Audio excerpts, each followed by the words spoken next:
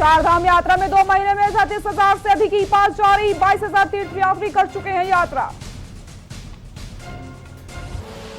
आप देख रहे हैं के न्यूज, खबरों का सारथी। रुक करते हैं खबरों का। कोरोना संक्रमण के चलते उत्तराखंड हाईकोर्ट बार एसोसिएशन के चुनाव स्थगित कर दिए गए हैं। हाईकोर्ट बार एसोसिएशन की वीडियो कॉन्फ्रेंसिंग के माध्यम से आयोजित आम सभा के बाद बार के महासचिव जयवर्धन कांडपाल ने जानकारी देते हुए बताया कि बैठक में मुख्य रूप से शारीरिक रूप से उपस्थित होकर मामलों के सुनवाई एवं हाईकोर्ट बार एसोसिएशन के चुनावों पर चर्चा की गई। बैठक में अधिवक्ताओं ने सर्वसम्मति से कोरोना संक्रमितों की संख्या में लगातार बढ़ने को देखते हुए निर्णय लिया है कि जब तक कोरोना की महामारी की स्थिति सामान्य नहीं हो जाती, वर्तमान कार्यकारिणी ही बार के समस्त कार्यों का निर्वहन करेगी। उन्होंने कहा है कि वर्तमान में उच्च न्यायालय ने जिस स्थिति में कार्य चल रहा है उसे उसी प्रकार से चलते रहने दिया जाए तथा कुछ समय पश्चात यदि स्थिति सामान्य होती है तो आम सभा पुनः बुला करके उस पर सदस्यों द्वारा विचार कर लिया जाएगा।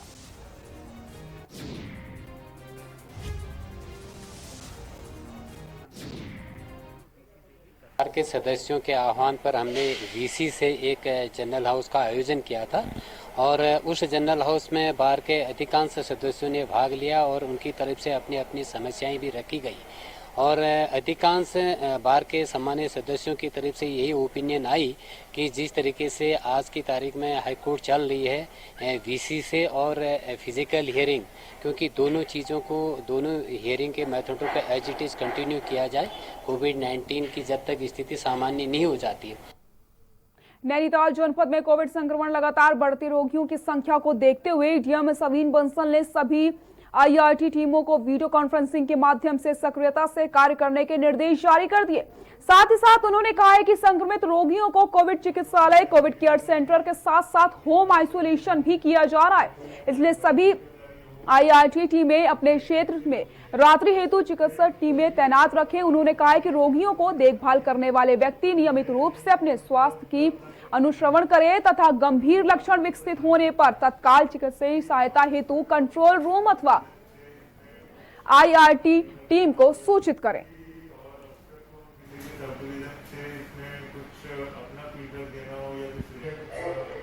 होम आइसोलेशन के संबंध में हमारी सभी आईआरटीज जो प्रत्येक उपमंडल में गठित हैं, उनके साथ आज वीसी के माध्यम से विस्तृत चर्चा हुई है, जिसमें उनको सभी गाइडलाइंस डिस्क्रीटली बताई गई हैं। शासन से अनुमोदन उपरांत एक दो विषयों पर कस्टमाइज भी किया गया जिला नैनीताल में। ये सिचुएशन आ सकती है कि जो एम्बुलेंसेज हैं, जो मेडिकल टीम्स हैं, वो अन्यत्र जगह पे एंगेज्ड हैं, तो ऐसी दशा में वो अपने वाहन यूज करके भी अपनी व्यवस्था से भी हमारे हॉस्पिटल तक पहुंच सकते हैं। आयुक्त गढ़वाल मंडल रविनाथ रमन ने अपने कैंप कार्यालय पौड़ी में वीडियो कॉन्फ्रेंसिंग के माध्यम से गढ़वाल मंडल के समस्त जिलाधिकारी एवं संबंधित अधिकारियों के साथ सीएम हेल्पलाइन 105 ई ऑफिस एवं e collectorate, CP grams, CM dashboard, e district portal, Pradhanmantri Svanidhi योजना एवं प्रधानमंत्री किसान योजना की समीक्षा बैठक ली। उन्होंने उपरोक्त बिंदुओं पर क्रमवार समीक्षा करते हुए संबंधित अधिकारियों को आवश्यक दिशा निर्देश दिए। कहा है कि लंबित मामलों को प्राथमिकता के आधार पर त्वरित निस्तारित किया जाए। आपके यहाँ पर भी काफी अपने आ जाए मेरे पास क्योंकि रिजॉल्व क्यों नहीं हो पा मंडल के सभी जनपदों के जो CM helpline, CM dashboard, e office और सीपी ग्राम्स में जो पेंडिंग शिकायतें हैं उसके संबंध में रिव्यू किया गया था। तो अधिकांश जनपदों में जो पिछले 4 या से 5 महीने तक जो कोरोना वायरस के कारण जो सभी जनपद स्तरीय अधिकारीगण हैं, विभिन्न लाइन डिपार्टमेंट्स हैं, ये क्योंकि कोरोना वायरस के पेंडेमिक में उसके निदान में लगे हुए थे, उस कारण से थोड़ी पेंडेंसीज बढ़ी हैं। इस बार सभी जनपदों को निर्देशित किया गया है कि अगले 1 से 1.5 माह के अंतर्गत जो भी पेंडिंग एप्लीकेशंस हैं उसको त्वरित निस्तारित कराएं। खास करके ऐसे जो जनपद स्तर पर बहुत छोटे मामले हैं जिसको आराम से निस्तारित किया जा सकता है। उत्तराखंड को देवों की भूमि भी कहा जाता है। यहाँ की खूबसूरत वादियों की खूबसूरती जो एक बार देख ले वो नजरें नहीं हटा सकता। विश्व भर से पर्यटक उत्तराखंड में भ्रमण करने के लिए आते हैं। हिमालय, झील, झरने और तालों का मनोरम दृश्य नजारा बनता हुआ दिखता है। ये खूबसूरत दृश्य पर्यटकों को आकर्षित करता है। ऐसा ही कुछ नजारा इन दिनों नैनीताल में देखने को मिल रहा है, जहां पर्यटक पहुंच रहे हैं और मौसम का मजा ले रहे हैं। देखिए हमारी खास रिपोर्ट। वादियों की खूबसूरती देख नहीं हटती निगाहें। सरोवर नगरी नैनीताल में लगातार पहुंच रहे हैं पर्यटक। नैनी झील के ऊपर तैरते बादलों का लुत्फ उठा रहे हैं पर्यटक। झमाझम हुई बारिश का भी पर्यटकों ने उठाया लुत्फ।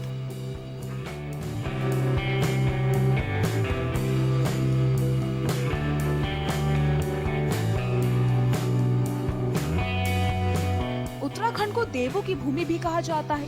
यहाँ की खूबसूरत वादियों की खूबसूरती जो एक बार देख ले वे नजरें नहीं हटा सकता। विश्व भर से पर्यटक उत्तराखंड में भ्रमण करने के लिए आते हैं। हिमालय, झील, झरने और तालों का मनोरम दृश्य का नजारा बनता हुआ दिखता है। ये खूबसूरत दृश्य पर्यटकों को आकर्षित करने लगते हैं। उत्तराखंड की जगहों के बारे में कहा जाता है कि ये जगह यूरोप की खूबसूरती को भी मात देती है। आज हम आपको उत्तराखंड के कुछ खूबसूरत स्थानों के बारे में बताने जा रहे हैं। ऐसा बताया जा रहा है कि उत्तराखंड के इन स्थानों में स्विट्जरलैंड जैसे अनुभव होता है। नैनीताल, जिसे सरोवर नगरी भी कहा जाता है, गर्मियों में यहाँ का मौसम काफी सुंदर रहता है। ठंड के मौसम में पर्यटक यहाँ बर्फबारी का लुत्फ उठाने के लिए आते हैं। यहाँ सर्दियों में काफी मात्रा में बर्फ की बारिश हो रही है। ठंड के मौसम में नैनीताल की खूबसूरती से निगाहें नहीं हटती। वहीं सरोवर नगरी नैनीताल समेत आसपास के इलाकों में मौसम में करवट बदली और झमाझम बारिश शुरू हो गई। बारिश के चलते नैनीताल घूमने आए पर्यटकों को छतरियों का सहारा लेना पड़ गया। जहां बारिश से स्थानीय लोगों को दिक्कतों का सामना करना पड़ रहा है, तो वहीं नैनीताल पहुंच रहे पर्यटक नैनी झील के ऊपर तैरते बादलों का लुत्फ उठा रहे हैं। बारिश के चलते आनंद नहीं उठा पाए। बारिश के चलते झील की शान कही जाने वाली नावें बंद पड़ी हैं। दोपहर बाद हो रही बारिश से नैनी झील के जल स्तर में इजाफा हुआ है। बारिश के बाद पारा लुढ़कने से शहर के मौसम में ठंडक लौट आई है। अच्छा लग रहा है। हल्द्वानी से काफी अच्छा वेदर है यहाँ पे, सही लग रहा है। ऐसा लग रहा है जन्नत में आ गए। मौसम काफी अच्छा है यहाँ पे और हम एंजॉय भी कर रहे हैं। फर्स्ट टाइम अच्छा लग रहा है यहाँ पे आके। सर बहुत अच्छा लग रहा है हमें, मतलब बादलों के संग मतलब जो कोहरा है और झील इतनी प्यारी लग रही है हमारी, तो हमें बहुत आनंद आ रहा है। बहुत अच्छा लग रहा है नैनीताल में। सर पर्यटकों से बोलेंगे कि अब आप यहाँ नैनीताल में आ सकते हैं।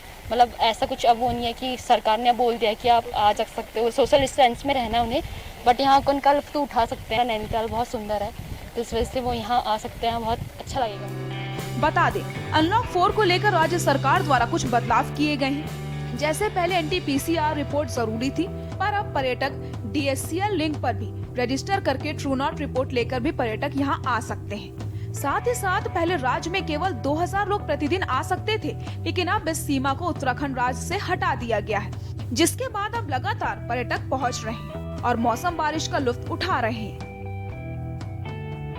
नैनीताल से के न्यूज के लिए कांता पाल की रिपोर्ट।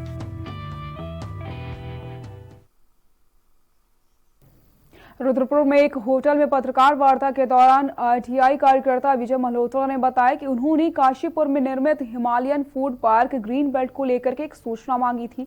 सूचना में पता लगा कि विभागीय नक्शों में चारों तरफ ग्रीन बेल्ट छोड़ी जानी थी, जो कि फूड पार्क में नहीं है। इसको लेकर के विजय मल्होत्रा ने NGT में वाद दायर किया, जिसकी जांच 17 जुलाई को जिलाधिकारी ऊधम सिंह नगर को सौंपी गई और कहा गया कि 3 महीने में जांच के बाद रिपोर्ट दी जाए। बाद प्रस्तुत होने के बाद से ही फूड पार्क में डायरेक्टर अश्वनी छाबड़ा व भरत छाबड़ा ने विजय मल्होत्रा को केस वापस लेने के लिए प्रलोभन दिया, जिसका विजय मल्होत्रा द्वारा साफ इनकार कर दिया गया। विजय मल्होत्रा ने बताया कि 6 अगस्त की शाम 5:30 बजे वह मोटरसाइकिल से माता मंदिर रोड पर अपने घर की ओर जा रहे थे। वहीं एक व्यक्ति द्वारा मोटरसाइकिल से एक महिला के साथ विजय मल्होत्रा की बाइक पर टक्कर मार दी गई और उन पर हमला कर दिया गया। अश्वनी छाबड़ा द्वारा व्यापार मंडल के साथ लेकर इनके खिलाफ SC/ST एवं छेड़छाड़ की रिपोर्ट दर्ज करवा दी गई। विजय मल्होत्रा द्वारा मौके की CCTV फुटेज भी पत्रकार वार्ता के दौरान उपलब्ध करवाई गई, जिसमें साफ देखा जा सकता है कि महिला एवं उसके साथी द्वारा मल्होत्रा के साथ मारपीट एवं गाली गलौज की जा रही है, जो कि सोशल मीडिया में जमकर वायरल भी हो रहा है।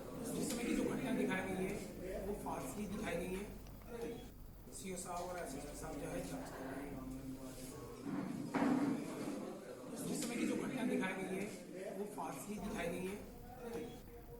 बाजपुर में महिला ने एक व्यक्ति पर रुपए उधार देने के बहाने दुकान पर बुलाकर अपने साथी के साथ उसके साथ दुष्कर्म करने का आरोप लगाकर कार्रवाई की मांग करी। तहरीर के आधार पर पुलिस ने 2 युवकों के खिलाफ मामला दर्ज करके जांच शुरू कर दी। साथ ही साथ महिला को मेडिकल परीक्षण के लिए जिला अस्पताल भेज दिया गया।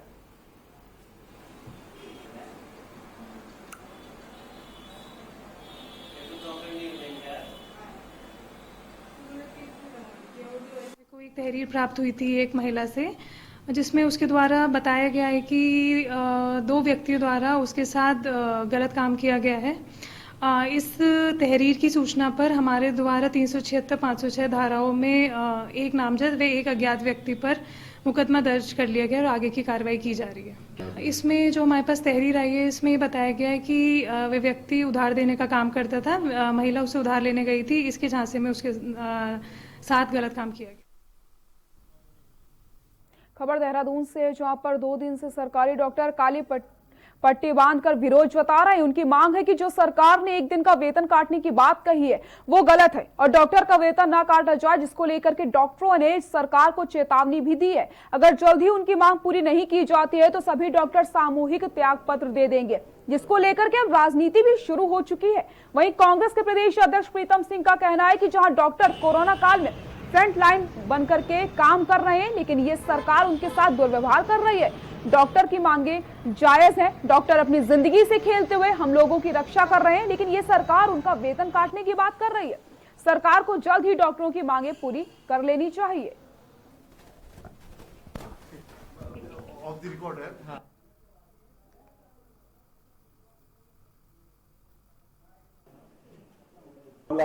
डॉक्टर्स ने हड़ताल की चेतावनी दी है।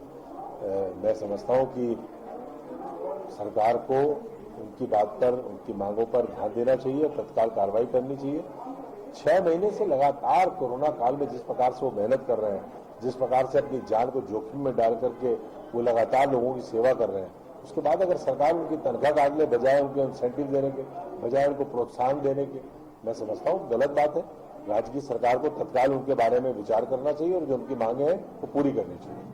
जो लोग फ्रंट फुट पर लड़ने का काम, कोरोना की इस महामारी का ना तो कोई टीका इजाद हुआ है, ना कोई दवाई बाजार है, अपनी जान पर खेल करके वो हमारे स्वास्थ्य की सुरक्षा करने का काम कर रहे हैं। और सरकार डॉक्टर्स और नर्सेज और जो फ्रंट फुट पर लड़ने वाले लोग हैं उनके वेतन में भी कटौती करने का काम है। और जिस तरीके से लगातार डॉक्टर्स की भावनाओं से जो है सरकार खिलवाड़ करने का काम कर रही है। महज 50 रुपए कमाने के लालच में कुछ ट्रैक्टर स्वामी लोगों को ट्रैक्टर से वाहनों की कोसी नदी पर पार करवाकर उनकी जिंदगी के साथ खिलवाड़ कर रहे हैं। देखिए हमारी खास रिपोर्ट।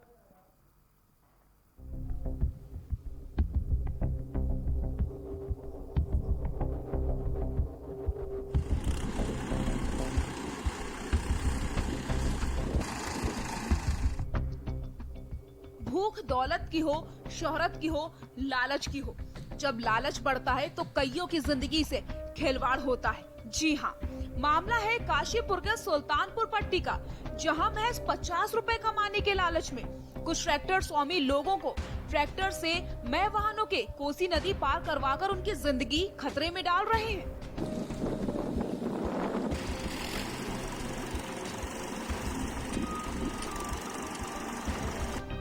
तस्वीरों में आप देख सकते हैं किस तरीके से ट्रैक्टर में लोग लदे हुए हैं और चारों ओर पानी भी है।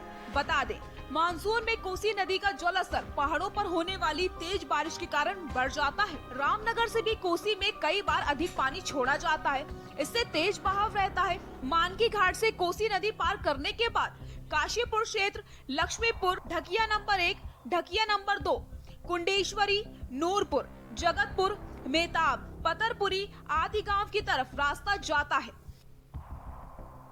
इन दिनों बरसात के कारण नदी में पानी की मात्रा अधिक है, जिसका फायदा उठाकर कुछ लोग ट्रैक्टरों से लोगों को नदी पार करा रहे हैं।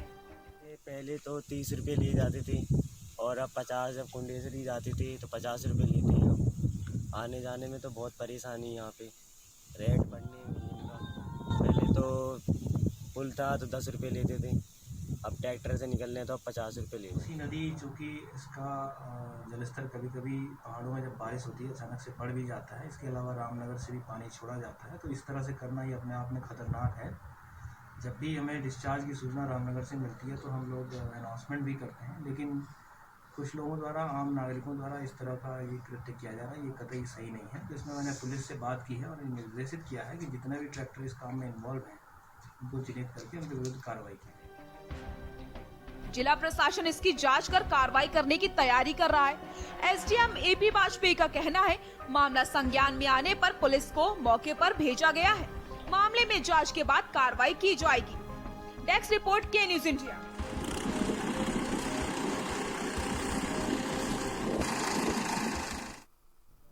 उधम सिंह नगर पुलिस को एक युवक को फर्जी तरीके से जेल भेजना इतना भारी पड़ गया कि दूसरे पर मुकदमा करने वाली पुलिस पर ही मुकदमा पंजीकृत कर दिया गया।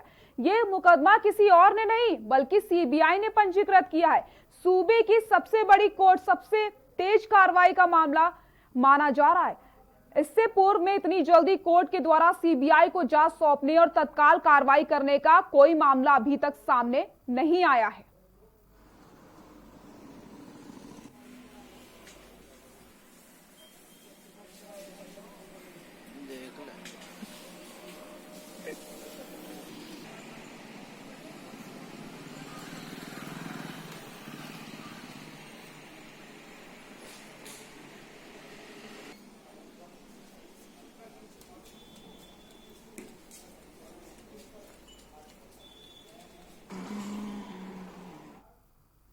यूपी से लगे खटीमा सोरई वन रेंज में वन विभाग की टीम के साथ अभद्रता करने का मामला सामने आया है। वन अधिकारी के मुताबिक जंगल में अवैध तरीके से पेड़ काटकर लकड़ी ट्रॉली में ले जाने की सूचना मिली थी। मौके पर पहुंची वन विभाग ने लकड़ी के साथ ट्रैक्टर ट्रॉली को पकड़ लिया, लेकिन जैसे ही लकड़ी से लदी ट्रॉली यूपी के न्यूरिया क्षेत्र में पहुंची, वन माफियाओं ने वन विभाग कर्मचारियों के साथ अभद्रता करनी शुरू कर दी। सूचना पर आई यूपी पुलिस आते ही लकड़ी तस्कर वहां से भाग निकले, जिसके बाद यूपी पुलिस की मदद के बाद ट्रैक्टर ट्रॉली को सीज कर दिया गया। आरोपियों के खिलाफ मुकदमा दर्ज करके कार्रवाई की गई है।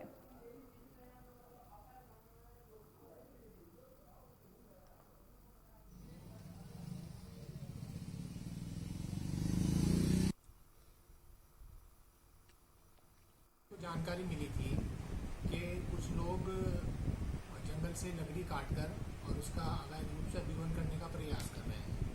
मौके पर हमारी टीम तुरंत पहुंची और जाके उन्होंने देखा कि कुछ लोग जो है ट्रॉली में अवैध लकड़ी जंगल से काटकर और उसका अभिवन कर रहे थे। तो टीम ने उस ट्रॉली को अपने कब्जे में ले लिया और उसको चूँकि वो लोग मौके से फरार हो गए थे तो उसको चौकी लाने के लिए निकल पड़ी टीम।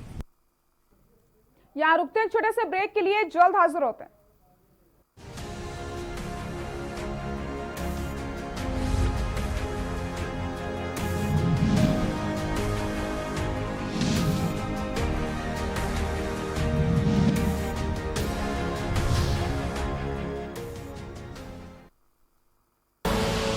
आप देख रहे हैं के न्यूज, खबरों का सारथी।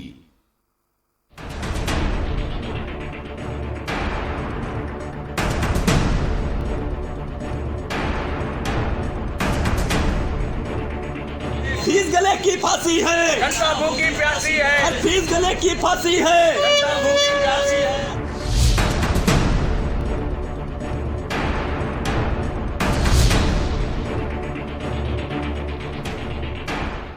खुदी को आजमाया है तो ये अंदाज आया है, खुदी को आजमाया है तो ये अंदाज आया है। तुम में भी मैं हूं, शुद्ध प्लस पान मसाला।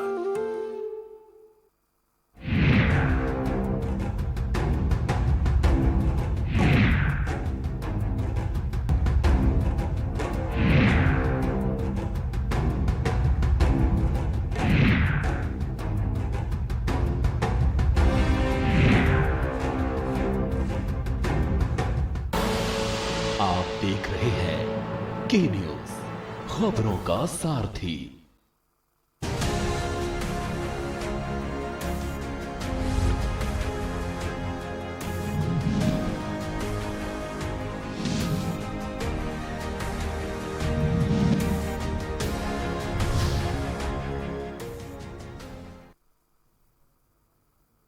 ब्रेक के बाद एक बार फिर से आप सभी का स्वागत है। बाल विकास परियोजना सितारगंज में पोषण माह आरंभ होने के संदर्भ में ब्लॉक स्तरीय अधिकारियों की बैठक आयोजित की गई, जिसमें खंड विकास अधिकारी हरीश चंद्र जोशी, चिकित्सा प्रभारी डॉक्टर राजेश आर्य एवं उप कार्यक्रम अधिकारी मनरेगा द्वारा प्रशिक्षण दिया गया। पोषण माह को सफल बनाने हेतु स्थानीय खाद्यान्नों को प्राथमिकता देने एवं निरंतर निगरानी के महत्व को बताया गया। बाल विकास परियोजना अधिकारी मंजुलता यादव ने बताया कि पोषण माह के रूप में मनाया जाता है। हमारी जिला स्तर में बैठक ली गई है, वहां पर हमको निर्देश प्राप्त हुए हैं कि 1 तारीख से 20 तारीख तक विभिन्न प्रकार के क्रियाकलाप कराए जाएंगे। कुपोषित एवं अति कुपोषित बच्चों, किशोरी और महिलाओं को मॉनिटरिंग की जाएगी। एनीमिया की जागरूकता फैलाई जाएगी। हम पुराने खाद्यान्न जो भूलते जा रहे हैं, उन खाद्यान्नों के बारे में लोगों को बताया जाएगा। हमारा उद्देश्य है कि ज्यादा से ज्यादा बच्चों को कुपोषण से मुक्त करवा सके।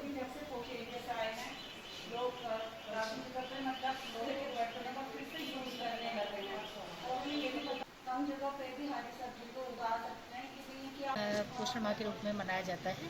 तो कल जो थी हमारी जिले स्तर पर बैठक थी, तो वहाँ पर हमको निर्देश प्राप्त हुए थे। अब ये पूरा 1 तारीख से आगे 30 तारीख तक विभिन्न प्रकार के क्रियाकलाप फील्ड लेवल पर करे जाएंगे। कुपोषित अति कुपोषित बच्चों की, किशोरियों की और महिलाओं की मॉनिटरिंग करी जाएगी। एनीमिया की जागरूकता फैलाई जाएगी। पहाड़ में कहावत है कि पहाड़ का पानी और पहाड़ की जवानी पहाड़ की काम नहीं आती। ये कहावत इसलिए भी है क्योंकि सड़क, स्वास्थ्य, शिक्षा, रोजगार ना होने के कारण लोग शहर की तरफ पलायन करने को मजबूर हो जाते हैं। चमोली जिले में आज भी कुछ ऐसे गांव हैं जहां के ग्रामीण सड़क ना होने के चलते पैदल चलने को मजबूर हो चुके हैं। देखिए हमारी खास रिपोर्ट।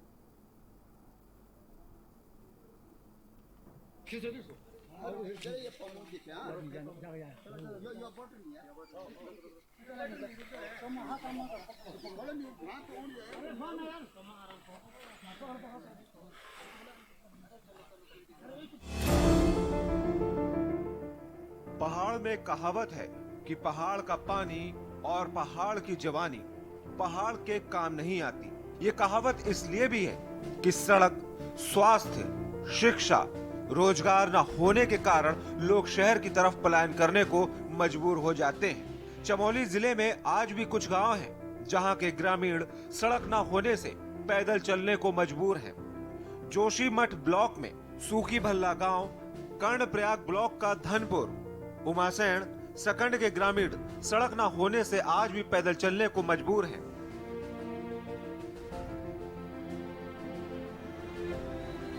जिसका कारण राजस्व विभाग, वन विभाग, सड़क निर्माण करने वाले विभागों द्वारा समय पर कार्रवाई न होना है। ग्रामीणों का कहना है सरकार ने हमेशा उनकी अनदेखी की। आजादी के बाद भी सराय थोटा से सूखी भला गांव पैदल 5 किलोमीटर मोटर मार्ग जो 1992 में स्वीकृति हुई थी, आज तक नहीं बन पाई है। ग्रामीणों ने कई बार विधायक, सांसद, मुख्यमंत्री हेल्पलाइन पर भी शिकायत व ज्ञापन दिया था, लेकिन आज तक इस विषय पर कोई कार्रवाई नहीं हुई, जिससे ग्रामीणों का शासन प्रशासन से विश्वास उठ रहा है। गया है कहाँ यहाँ से 1.5-2 किलोमीटर दूर जाना पड़ता हमको। बुढ़ापे है तो हमसे चल नहीं पाता है, न गाड़ी न घोड़ा है, इसलिए हमें यहाँ रोड जरूर चाहिए। और बिना रोड से हमारे बस का तो है ही नहीं। कभी बीमारी लगे, दुख लगे तो कहाँ से किस में जाएंगे हम पैदल? तो अब जब ज्यादा बीमार हो तो कैसे पैदल चले हम? बुलेटिन में फिलहाल के लिए इतना ही। देखते रहिए न्यूज़ इंडिया। नमस्कार।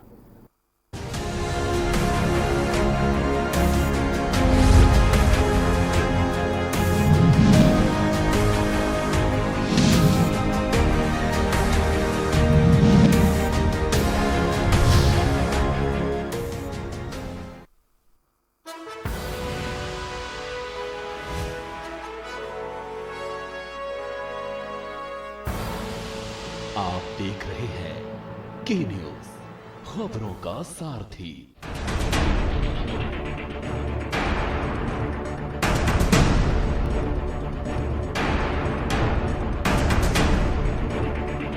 फीस गले की फांसी है, जनता भूखी प्यासी है, फीस गले की फांसी है, जनता भूखी प्यासी है।